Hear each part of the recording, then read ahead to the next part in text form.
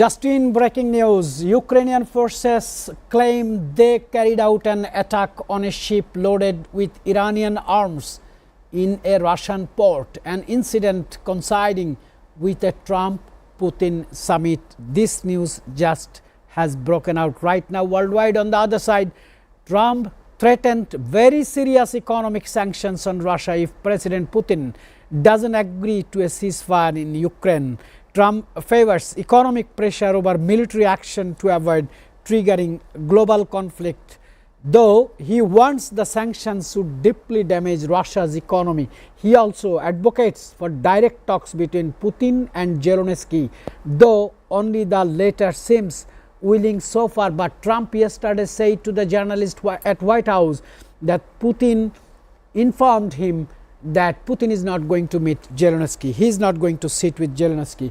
Let's welcome all of you inside the country and around the globe to SATV's International Affairs. I have a very distinguished panelist, very respected personality, very veteran lawyer, Advocate Mohsin Rashid with us in the studio.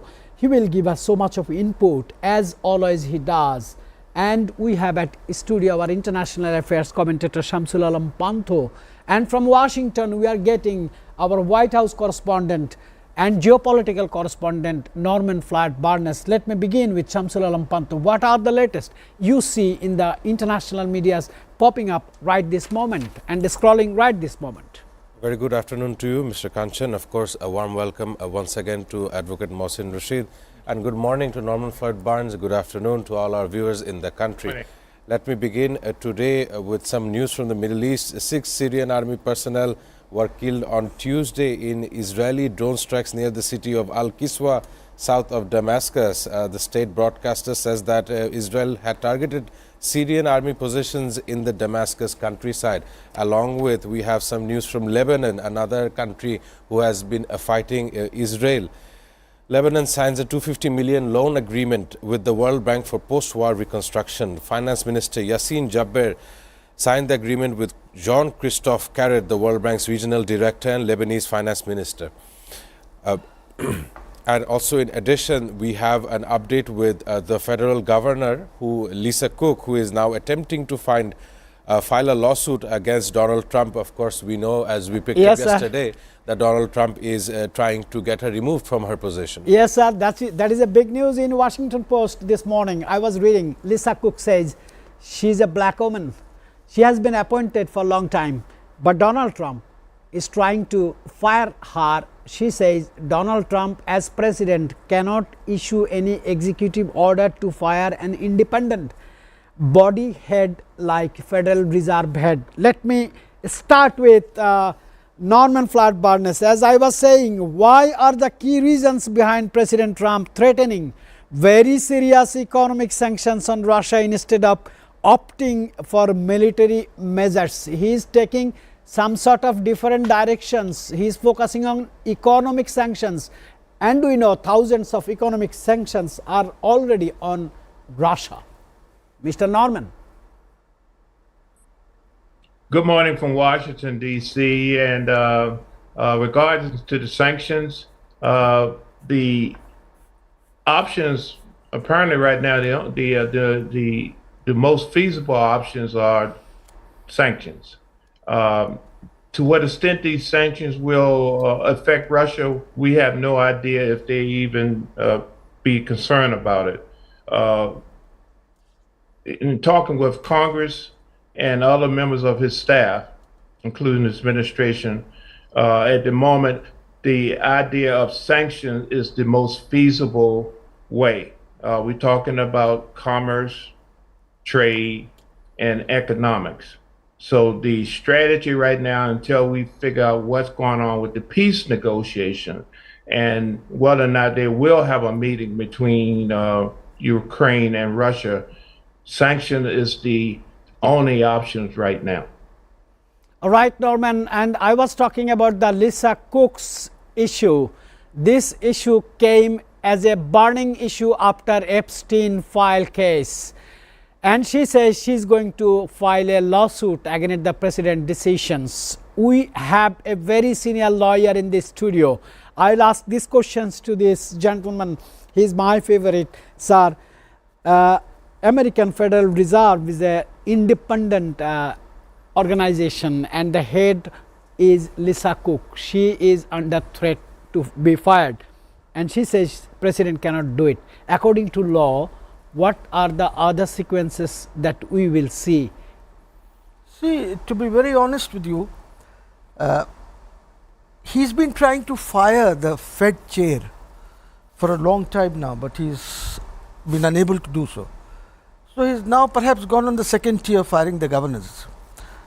He wants the interest rates to be lowered, which I think, looking at the overall economy of the United States, this may not be possible for the federal bank. So I think he's trying to go around and see if he could sort of get others to do it for him. I think there could be, I don't know if there's one governor or there are more governors, I have no idea, it's a board of governors. But I think even if he fires, it may be very difficult because the governor is not under the White House. So I think it will be an interesting court case. Let's see how it goes along. If she goes to the court, it will be very interesting. Sir, I want to give you 3 examples, recent examples. Donald Trump clearly says he is going to go against the law, against the Wall Street Journal, and he will do the lawsuit. This is one case. He says that he is going to take action on CNN. He could not. He says he is going to take action on some other issues that is not supporting to him. Especially his fought with Jahran Mamdani made a clear signals that Donald Trump's every decisions is not working. How do you see his legacy is working properly to control the American executive body to the whole American nations? You see, during his first term also he did not leave any legacy which could help him. But anyway, this time around, let's see what he does. People are against him now. Even the Republicans are going against him because everywhere he's trying to put his finger in everything. He's trying to take over Texas, redraw the districts so that the Democrats cannot win. In California, the governor says he's going to do what he's doing in Texas. So you see, America is not in a very good position for international diplomacy at this time. And then on top of that, he goes around saying anything that comes to his mouth. Like I think yesterday at some place he said that he's going to impose a 200% duty on China, on taxes on China. He went and imposed 50% taxes on India, saying that you know why he did this? He did this, the reason being that he did not like the way India was negotiating. According to them, Trump was very annoyed when he was told that India has taken America for granted. That is the way they were negotiating. So he just went and he said, okay, 50%, because now this 50% or 200% or 20% or 19%, whatever you are seeing, is not the final. That's an interim arrangement, because the final will come when the agreements are executed. Agreements are still being debated, discussed. So, you know, the duty imposed on Bangladesh, which is 20%, may not be there. It may come down, it may go up. It will all depend on the negotiations of the agreement. Depends on the table. Oh, it's on the table. It's on the table. This he had to do. He did this in August because customs were in a state of flux as to how much duty will be imposed. You see, because there's so many things. One is imposing of duty when it is coming in. One is you have got the warehouses where goods are there. So people now go to Costco to buy their monthly provisions. Costco is again, you don't know how much prices will go up, what will be the situation, because Costco, as you know, is a wholesale seller, is not a retailer as such. So there are lots of problems in the United States. So he engaged America in a tariff war, trade war, and physical war as well. With his own people. Yes. With his own people. Yes, this is very, very signaling. Shamsul Alam Pantho, as I started with the breaking news that Ukrainian soldiers claim they have hit an Iranian ship ported in Russian some ports. What message is from Volodymyr Zelensky to the world? And what would be the consequences? Quite an important question. Of course, this is not the first time where Ukraine has stepped out in its retaliation against this Russian attack. Of course, this time around the matter is quite so different as the Ukrainian soldiers have attacked an Iranian ship. These are nations who have been embroiled in some format of war in the last 6 months, especially Iran as well. Right now the matter needs to be broken down to understand what kind of materials was in this ship that had garnered the attention of the Ukrainian authorities, of course Ukrainian defense forces.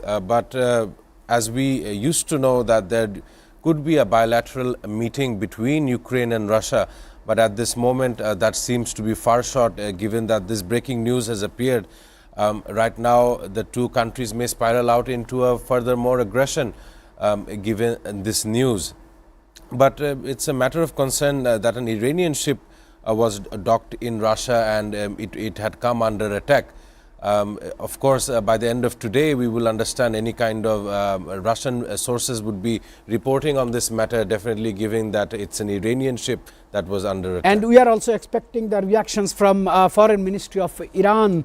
Mr. Norman, I just want to come back to you again. Ukraine urges acceleration of security guarantees from its allies, especially United States and NATO members. President Zelensky highlighted the urgency of formal assurance, and talks continue between Ukrainian officials and partners in Qatar, where we know that special envoy of Donald Trump has already reached and started talking. Meanwhile, a drone incident tied to GPS jamming occurred near the Estonian border. This is another development. My question to you, Norman, how are Ukraine's demands for accelerated security guarantees being received by NATO and European allies, where President Zelensky clearly says he needs $1 billion monthly aid from United States and also from the other NATO members? What is your impression on that, Mr. Norman? Yes, the request for additional aid has been received and is being considered by our Congress. They feel that it's something that is needed, and also with our partners in Europe, is the likelihood of this being approved is great. I'm receiving some other breaking news also. Germany reportedly scrambled jets to intercept a suspected Russian spy plane over the Baltic Sea, intensifying tensions in the region. Ukraine suffered overnight drone and missile raids, resulting in casualties and temporarily power outages. Currently, the US is preparing to offer intelligence and air support to post-war Ukraine, signaling deeper involvement. Just in, sir. And we also see the negotiation efforts by different parties. We also see, and news is coming, attack is also going on.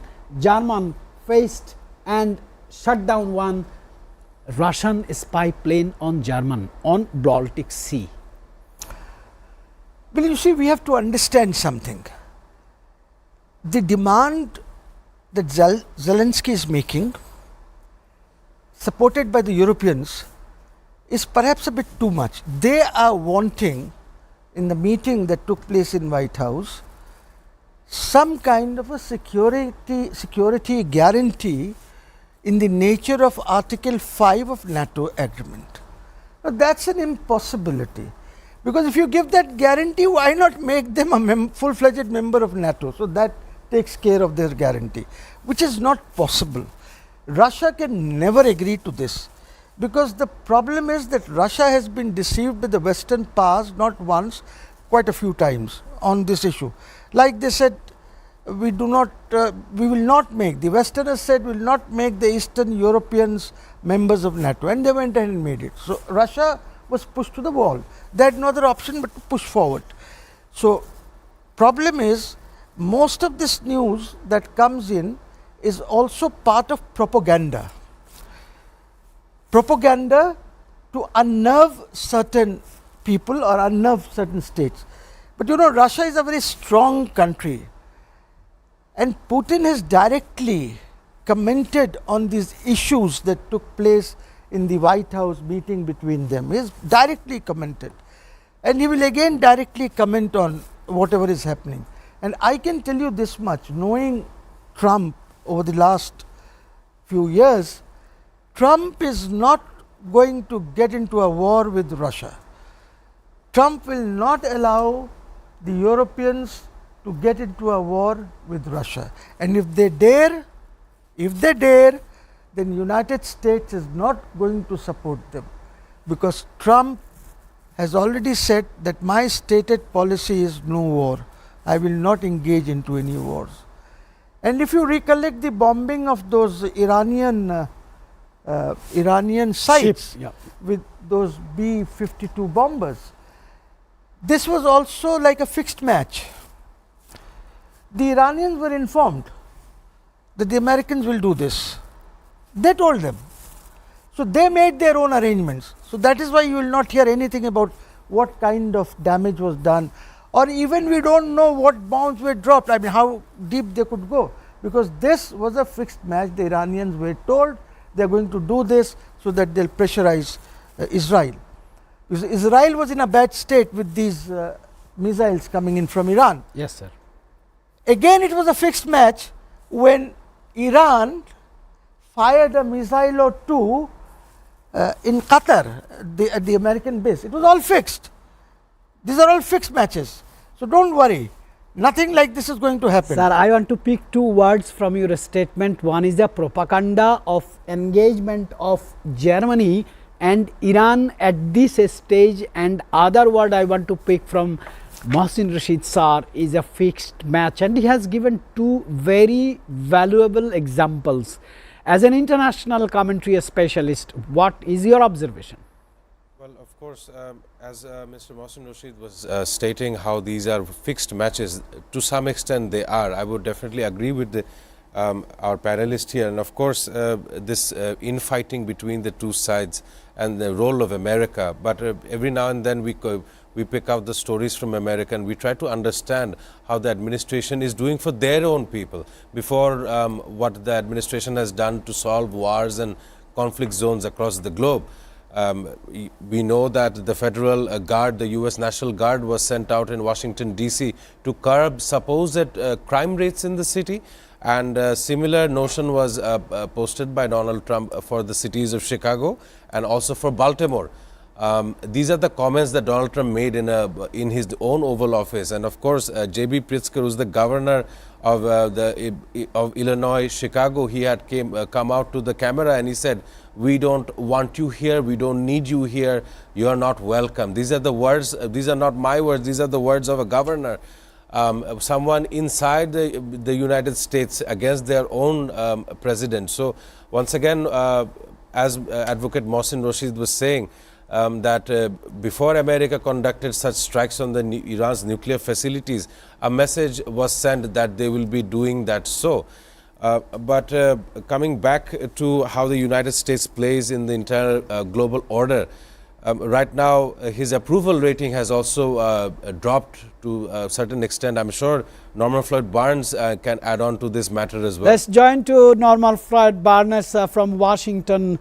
Your president is upset on the reluctance of Russian President Vladimir Putin, and he says that it is because of personal animosity with the Volodymyr Zelensky. On the other side, what role could the US and EU play in balancing diplomacy and deterrence in the Russia-Ukraine conflict, because conflict is spreading through Germany, Iran and other NATO members? Mr. Norman from Washington DC. Yes, we must understand that this is we use the term stage policy program initiative by the United States to create confusion, diversion we have internal issues as we highlighted in the United States between the states, between the different parties. And we have a midterm coming up next year. And the question is right now, the approval rating of the president has dipped, even in his own party. The people who put him in there are now concerned about their welfare. The tariffs is going up. The people are not happy about what they're seeing and this situation with the crime. Yesterday, the president had a meeting with the cabinet, and it was a 4.5-hour meeting. He had a 4.5-hour meeting with the cabinet talking about the strategy moving forward. We have a midterm coming up, and the initiative is basically crime. They want to have a crime campaign for the United States, and he wants to initiate using military. His goal is to have a national police force utilizing a military, our law enforcement, and all of that. Mr. The issue is that. Yeah, go ahead, sir. Yes. The issue is that most of these officers and these agents are being pulled from other valuable counterterrorism, human trafficking, and international investigations that they're doing. The internal issue is going on, particularly with ICE, is they're getting frustrated. The agents are getting frustrated. Some of them are quitting. They have issues dealing with the public. They have work and assignments they need to get done, but they've been pulled for this crime campaign that he's initiated, and he wants to spread through other major cities. This is part of a campaign to get votes and bring back the trust in the United States that we are doing something here. I'm working on putting up peace in the world, but also looking at safety for the cities, because we want our people to feel safe in the cities. So the plan is a strategic one, is to create a lot of optics. Narrative is that, hey, we want to make you safe, at the same time we want peace in the world. So this strategy is being implemented, and you're going to see it in different manners and ways, how he's targeting, focusing on certain areas that he feel that he can have effect. All right, Norman, I just need one expert opinion who understands law very well, who understands justice very well, who understands international events also very well. I found him very vocal and very outspoken on international affairs. Trump has done a meeting in Alaska with Putin, and world media exposes that Putin has led that meeting. Trump has set one meeting with Putin and Zelensky in Geneva. Now, Putin is saying he is not interested and he is not pursuing this meeting with Zelensky. One British tabloid claimed that they have the solid information that Trump wants to be part of this meeting. My question is, can a direct Trump-Putin-Zelensky meeting realistically lead to a ceasefire agreement given current positions? I mean, without Trump, do you think this meeting is going to happen between Putin and Zelensky? It will never happen. It will never happen. Putin is not going to meet Zelensky. Putin, even the trilateral meeting may not be held. But Putin will go all out to talk to Trump. And Trump, being a deal maker, as he claims, will have the option to go and talk to Zelensky and the European Union or whatever. But as much as a direct meeting is concerned, this will never happen. Try to understand the characteristics of Putin. Putin is a very clever person. Putin is a person who knows this side and this side as good as anybody could. So Putin is not a very easy guy for Zelensky to negotiate. You have seen recently in Kiev that large scale demonstrations against Zelensky have started. They want to change Zelensky. Trump always tells him that you are unelected. Your mandate is over. So he will never talk to somebody whose mandate is over. Putin will not. But he will talk to Trump. So there can be indirect negotiations. Putin, Trump, they can put something on the table for Zelensky to agree. If Zelensky does not agree, then Trump has the key. He can twist his arm anytime he wants to. No money, will not give you money, will not give. He has in any case asked Ukraine not to use the long-range missiles that had been given to him. He has stopped that. Okay, so nothing will happen, and Ukraine is being put under tremendous financial strain. Now they have gone, Ukraine has gone and attacked a nuclear facility of Russia in the past 2-3 days. Very dangerous phenomena, because if this happens, then he's been stopped by Trump now not to do, but you cannot. You will see that ground offensive has also started, and in the last 2-3 days Putin has taken at least 4 or 5 kilometers Yes, sir. of land in Ukraine. So things are not easy for Ukraine, and Trump, I think, will eventually succeed in a deal making with Putin and then push it through for Zelensky to agree. Absolutely loud and clear, ladies and gentlemen.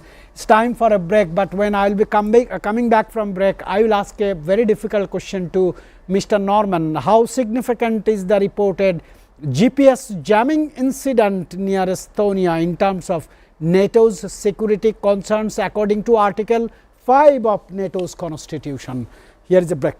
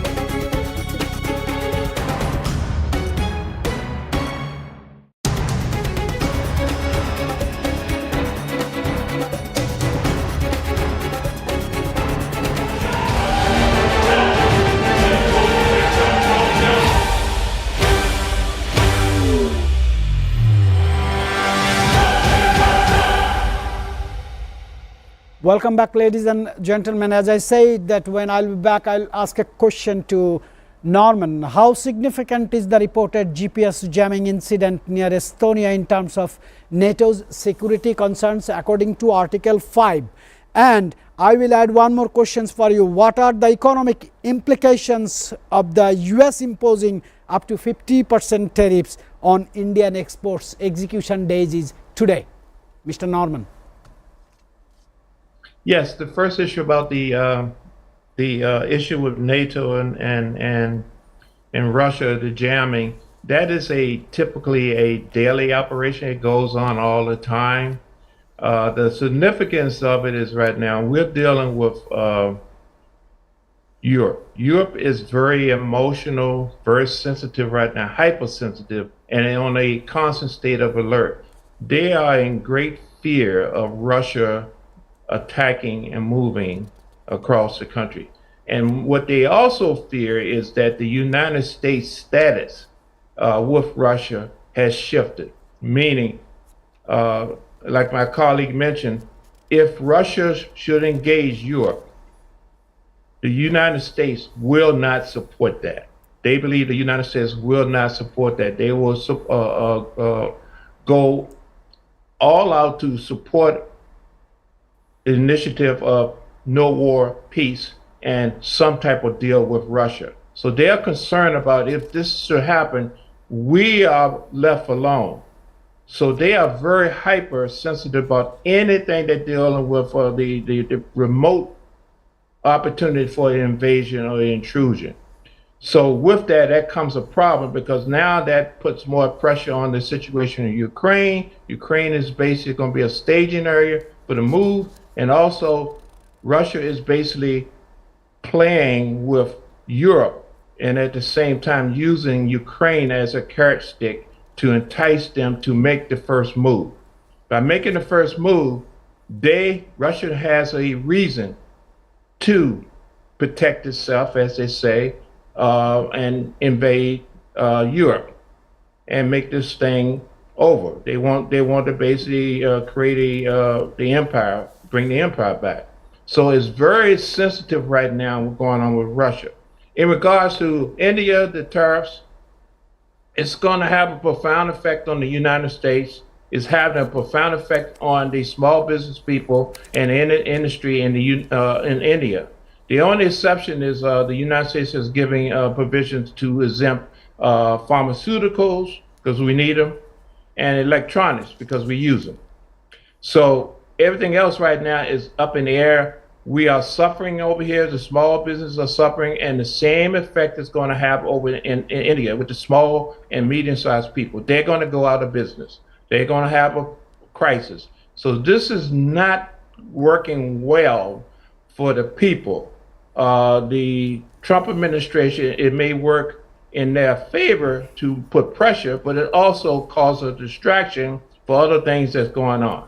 So we are looking at some very critical times, and particularly with the people. The people are not happy, and the world is not going to be happy with what's going on. It's setting itself up for Mr. Norman, I know you have time limitations. It's 4:30 a.m. in the Eastern Standard Time in Washington. I just want to finish with one more question, and you have 2 minutes to go for this. Why is Trump considering to visit China amid escalating tariff battles and geopolitical tensions in this time? Well, the issue with China is again a probing. He wants to do a deal. He wants to trade. Remember, trade and commerce. China is a part of that. So he do not want to instigate and piss China off too much, but at the same time, he wants to show the world that he's in control. But he's really not in control. He's just a participant in this situation. And China is just waiting to see what's going on. And there's other things going on. You know, we got the BRICS. You got to remember the BRICS is going around. There's other things going on in the world that is going to create a situation where the United States has to participate instead of being a leader. Trump wants to be the #1 leader in global economy in the world. And he has to balance that. He has to balance that with what's going on. All right, Norman, thank you very much for your joining today. I'll see you again tomorrow. Have a great day. Enjoy the weather in Washington. It's Thank you. too cold right this moment. Let us come back to the studio with again my very favorite advocate Mohsin Rashid sir. When world media every day give us news that Israeli soldiers or IDF has killed Palestinians, it's almost every day's job. But when we get the news that Israel has killed 5 journalists last week, again 5 journalists this week, what is the message we are getting? No one even can go for journalism to that conflict areas. You see, they have barred journalists from Gaza. So you are not getting the correct report. Again, there's so much of propaganda which goes on. They say 5 people have been killed, but you never know, there might be 50 people killed. You see, but at the same time, the resilience that that Hamas and the Palestinian people have shown must be appreciated. They're still fighting. They haven't given up in spite of all this that is taking place. They are unfed. People are unfed, but they're still fighting. So you see, Israel is not in a very good shape. More than 3/4 of the Israeli citizens are against this Netanyahu government. More than 3/4. And they are on the streets every day, which the Western media will not show you every day. They'll show you once in a while. So Netanyahu is not in a good position. See, Gaza had small arms. Gaza has no tanks. Gaza has, if they had these things, then IDF would have learnt a lesson as to how war is to be fought. So you see, they are giving goals in a field where there's none else to stop them. America also is not trying to stop Netanyahu because there's so much Zionist money which goes into their politics, into everybody, whether it's Congress, Senate, the presidents, or anybody for that matter. They all depend on the Rothschilds. Yes. So as long as Rothschilds are not eliminated totally from the financial world and other places, this will go on.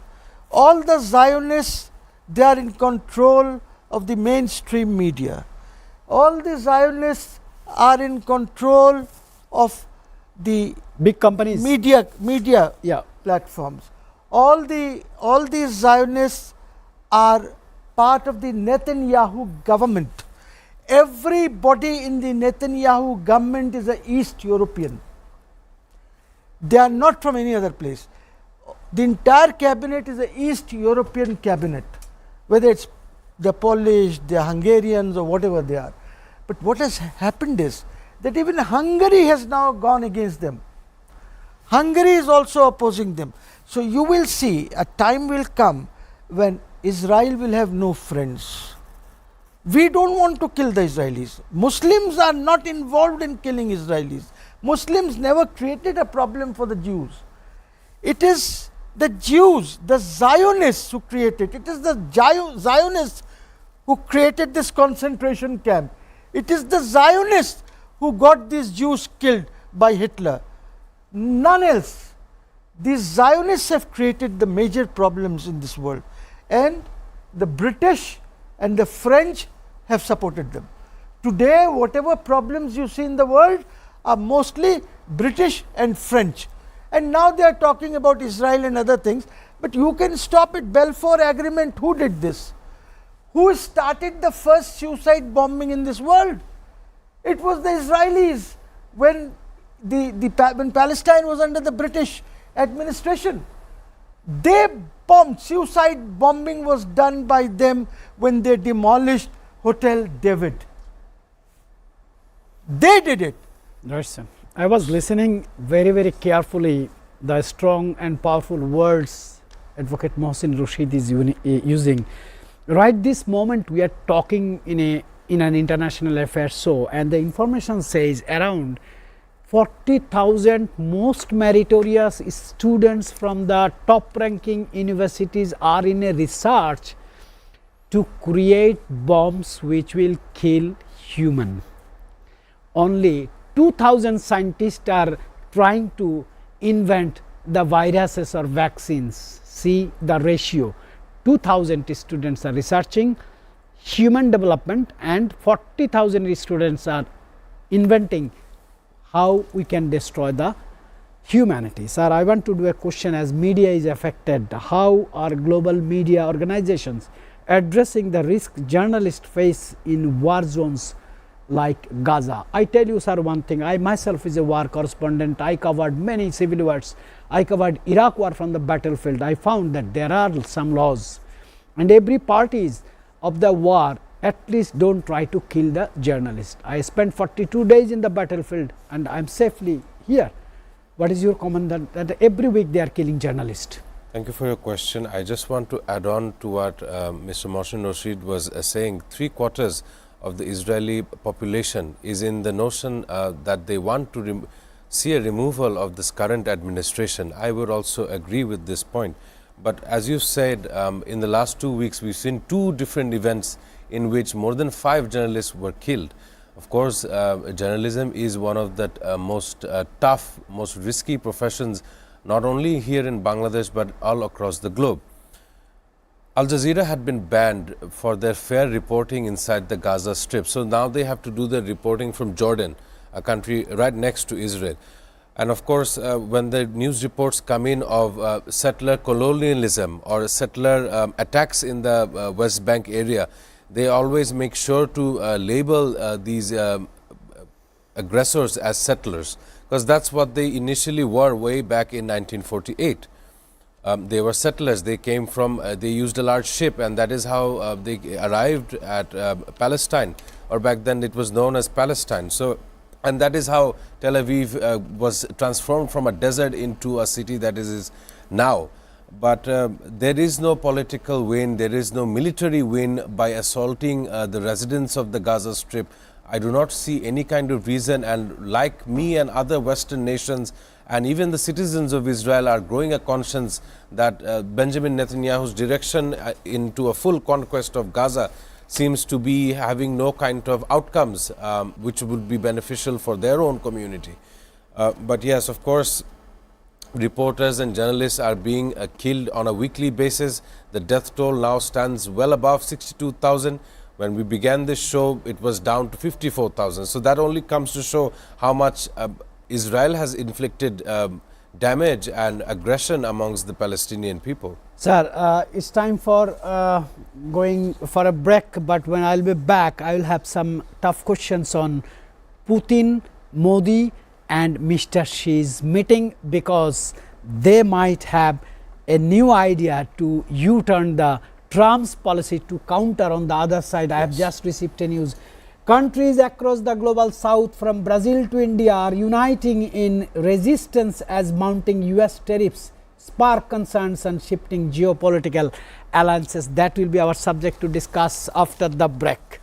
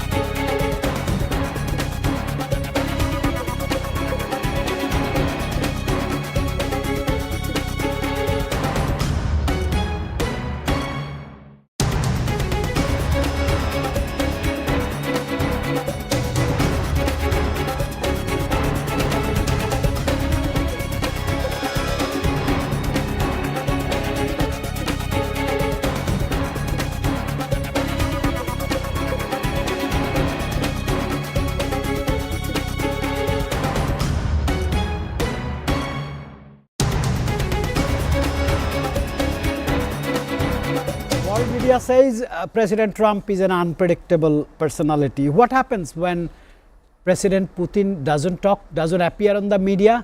West thinks that he is planning to invade some things. He is planning to do something.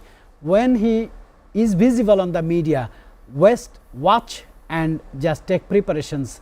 When he invades a country, West give the reactions to the media. Ladies and gentlemen, there is only one man in the world. His name is Xi.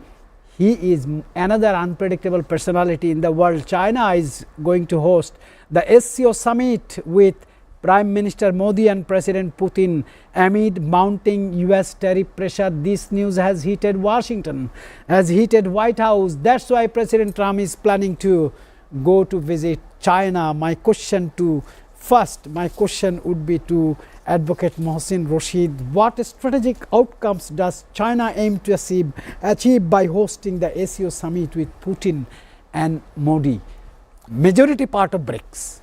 You see, SCO summit is a regular event. This time it's being held in a province in China. Now, in as much as Modi is concerned, Modi is on the back foot because of the United States. Modi had taken United States for granted that Trump is my friend, he will hug him, kiss him, and he will get everything.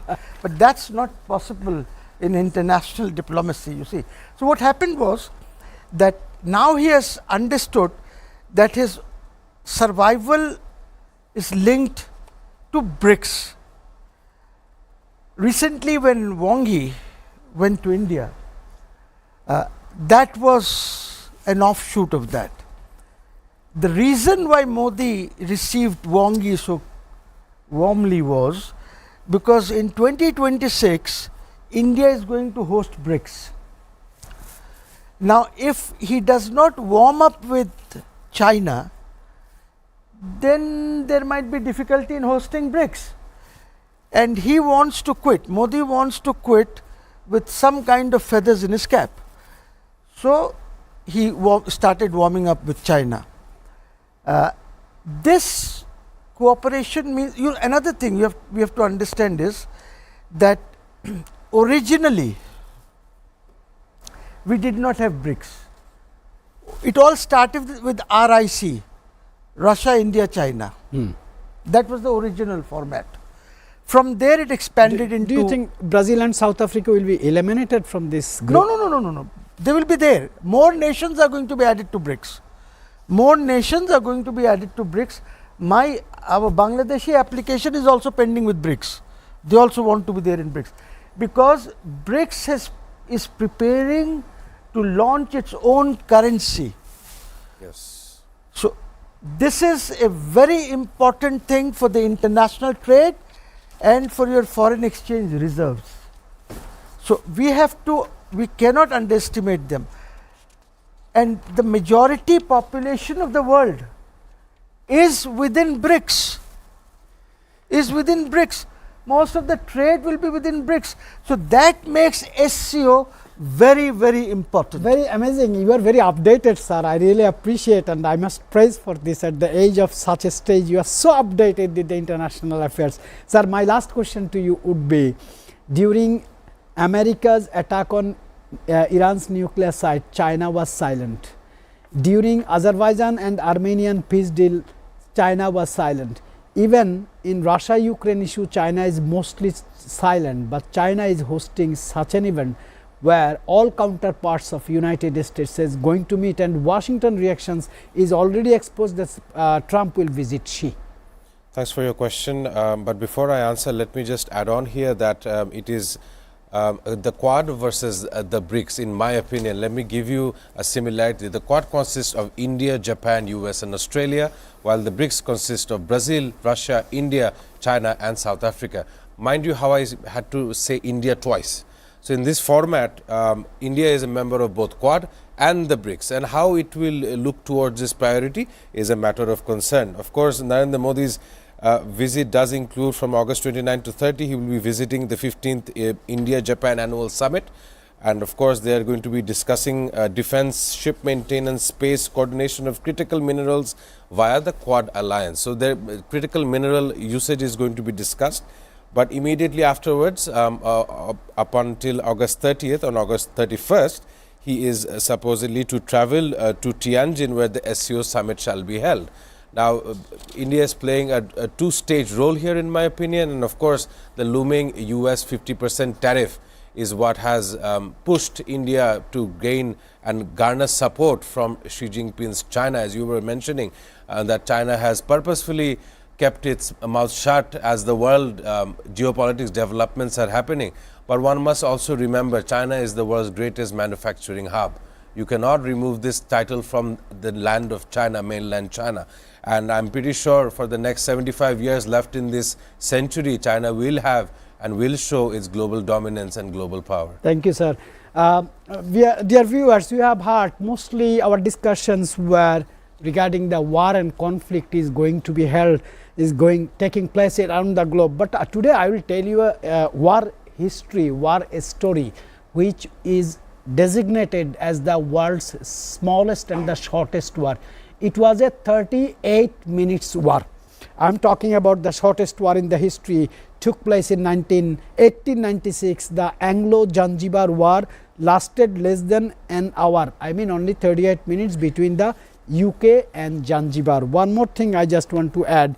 Today is United Nations International Lake Day. We have to save the lakes we have in the city and in the natural system lake. We have to save them for the safety of the climate and recent development of the climate change issues. Ladies and gentlemen, I appreciate all my panelists. I appreciate you also for watching our show. I'll see you tomorrow.